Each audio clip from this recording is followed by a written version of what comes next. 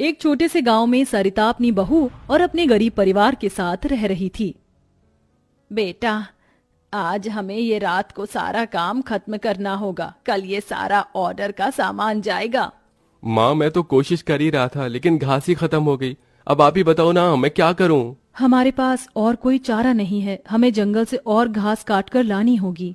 इस समय जंगल में जाने का फायदा नहीं है, कभी भी कुछ भी हो सकता है। जंगली जानवर रात के समय ही बाहर निकलते हैं। अजय बिल्कुल सही कह रहा है बहू। अरे माँ जी, हम 2 लोग अगर जाएंगे तो कोई जानवर पास नहीं आएगा, और फिर इतनी जल्दी कोई जानवर हमला नहीं करता। हमें ये ऑर्डर कल देना है, आप ये भी तो सोचिए। लेकिन बहू। माँ जी, आप चिंता मत कीजिए, कुछ नहीं होगा। बस आप बच्चों के पास ही रहना और उनका ख्याल रखना। अगर ये ऑर्डर नहीं गया तो बच्चों के लिए हम गर्मी से बचने के लिए कूलर भी नहीं खरीद पाएंगे। सरिता की बहू भाविका और उसका बेटा, वो तीनों घास से पंखे कूलर बनाने का काम किया करते थे, इसलिए उन्हें घास की जरूरत पड़ती थी। वह आधी रात के समय जंगल में जाते हैं। भाविका, जरा से भी हलचल हुई तो मुझे बता देना, कभी भी कुछ भी हो सकता है। ठीक है जी, मैं आपको बता दूंगी। अजय और भाविका दोनों ही जंगल में घास काट रहे होते हैं, तब उन्हें झाड़ियों से आवाज आने लगती है। क्या तुमने भी वहां से कोई आवाज सुनी है? हाँ जी, मैंने भी सुनी है। मैंने तुम्हें कहा था ना, इस समय आना ठीक नहीं है। चलो देखते हैं उधर क्या है। भाविका और अजय झाड़ियों के पास जैसे ही जाते हैं, उन झाड़ियों के पीछे से एक आदमखोर भेड़िया निकलता है। भाविका, भागो यहाँ से, यहाँ पर तो बहुत खतरनाक भेड़िया है। अजय और भाविका दोनों अपनी जान बचाकर भागने लगते हैं। अजय, अब हम लोग क्या करें? कहीं भेड़िए ने हमें खा लिया तो? रुकना मत, बस भागती जाओ। भागते भागते वो दोनों जंगल से किसी तरह बाहर निकल आते हैं और भेड़िया उनका पीछा छोड़ देता है। जान बची तो लाखों पाए, लौट के बुद्धू घर को आए। रास्ते में चलते हुए आधी रात के समय उन्हें गांव के एक कूड़े के ढेर के पास एसी पड़ा हुआ नजर आता है। अरे देखो जी, यहाँ पर एसी पड़ा है। अरे पता नहीं किसका होगा, चलो यहाँ से चलते हैं। मुझे लगता है किसी ने ऐसे ही डाल दिया होगा। मैं तो कहती हूँ इसे लेकर चलते हैं। भाविका अजय को एसी ले जाने के लिए मना लेती है, जिसके बाद वो दोनों उस एसी को घर ले आते हैं। तुम दोनों तो घास लेने गए थे, ये क्या लेकर आ गए हो? ये हमें रास्ते में पड़ा मिला। जब हम कूलर पंखे बना लेते हैं तो एसी भी बना सकते हैं। इस खराब एसी को छोड़ो और ये बताओ, क्या तुम घास लेकर आई हो? सरिता के ये बोलने के बाद जंगल की दुर्घटना के बारे में दोनों बताते हैं, जिसे सुनकर सरिता हैरान रह जाती है। अच्छा, इसका मतलब बहुत बड़ी मुसीबत से बचकर आए हो तुम दोनों, और साथ में ये कचरा उठाकर ले आए। वह तीनों बहुत ज्यादा परेशान हो जाते हैं। कल का ऑर्डर पूरा करने के बाद उन्हें कुछ पैसे मिल जाते, लेकिन घास न होने की वजह से उनका ऑर्डर पूरा नहीं हो पाता और वह ऑर्डर कैंसिल हो जाता है। अगले दिन उनके टूटे फूटे घर के अंदर धूप की किरणें आने लगती हैं, जिससे बहुत ज्यादा गर्मी हो जाती है। हे भगवान, कितनी गर्मी लग रही है, घर में पंखा भी नहीं चल रहा है। मुझे भी बहुत गर्मी लग रही है। पिताजी पिताजी, हमें बहुत गर्मी लग रही है, हमारे घर में एक पंखा भी ठीक से नहीं चलता। बेटा, थोड़ा सा सब्र रखो, कुछ दिनों में मेरे पैसे मुझे मिल जाएंगे, तो मैं घर के अंदर एक अच्छा सा पंखा लगवा दूंगा। हमारा वो ऑर्डर तो कैंसिल हो गया, लेकिन सुबह में घास ले आई थी मैं। चलिए गांव वालों के कूलर और पंखे में घास लगा देते हैं, उससे कुछ तो पैसे आएंगे। हाँ, तुमने सही कहा। भाविका और अजय दोनों मिलकर पुराने कूलरों के अंदर घास लगा रहे होते हैं और यहाँ घर में राजू दिशा गर्मी से परेशान हो रहे होते हैं। काश कि हमारे घर में भी कोई एसी होता। तभी दिशा की नजर उसके पिता के लाए हुए एसी के ऊपर पड़ती है। अरे राजू, जरा इसे देखो, लगता है पिताजी हमारे लिए एसी लेकर आए हैं, पर उन्होंने ये एसी अभी तक क्यों नहीं लगाया? क्योंकि ये एसी खराब है, बस इसीलिए। कल रात तुम्हारे माता पिता को यह कूड़े करकट में मिला था। ये सुनने के बाद राजू इस बात से तो खुश होता है कि उसके पिताजी पुराना ही सही, कम से कम एक एसी तो घर पर लेकर आए। कुछ देर बाद वह अपने दोस्तों के पास खेलने चला जाता है। ढोलू ढोलू, कहाँ हो तुम? चलो खेलते हैं। आज मैं नहीं आ सकता, बहुत गर्मी है, और इतनी गर्मी में मेरा मन नहीं कर रहा है आने का, क्योंकि मेरे घर के अंदर एसी लगा हुआ है। मैं उसकी ठंडी हवा में ही बैठना चाहता हूँ। क्या कहा? तुम्हारे घर के अंदर भी एसी है? हाँ, और हमारा एसी बहुत अच्छा चलता है, बहुत ठंडा कर देता है घर को।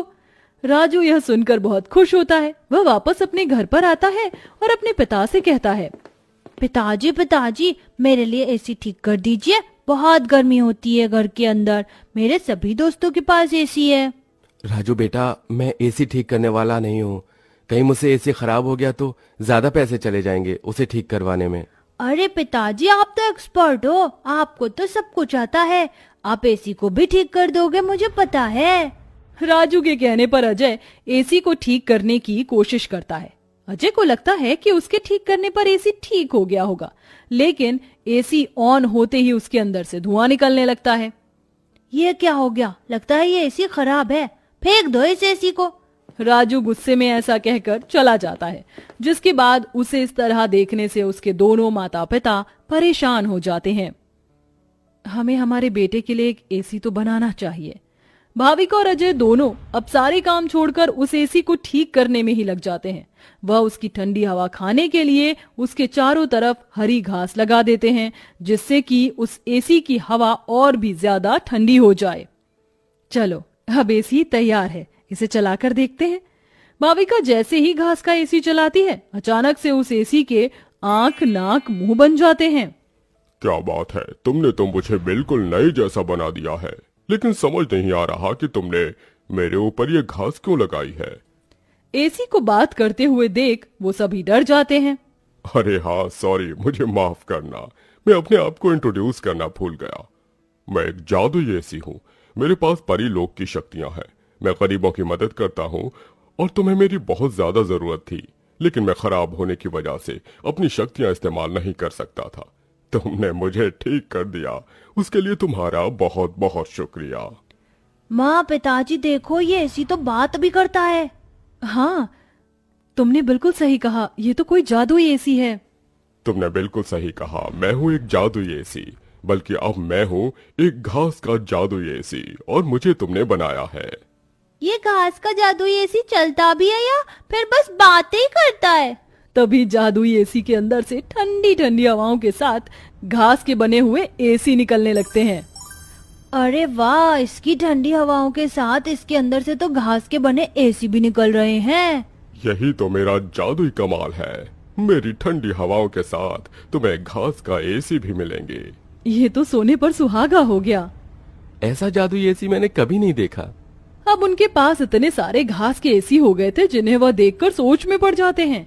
आजकल बाजार में एसी बहुत महंगा मिलता है, हम घास के बने हुए सस्ते एसी बेचकर पैसे कमा सकते हैं। सही कहा माँ आपने, पर क्या लोग घास के बने एसी खरीदना चाहेंगे? सरिता यह सुनकर थोड़ी देर चुप हो जाती है। हमें पहले एसी बेचकर देखना चाहिए।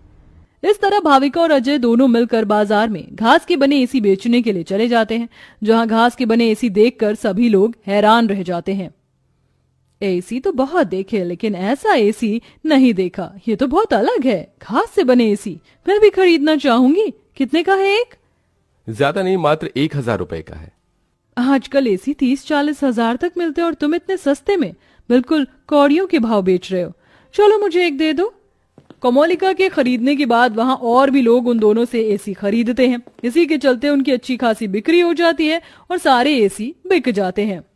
आज का ये आखिरी एसी बचा है, इसे मैं अपने घर में लगाऊंगा।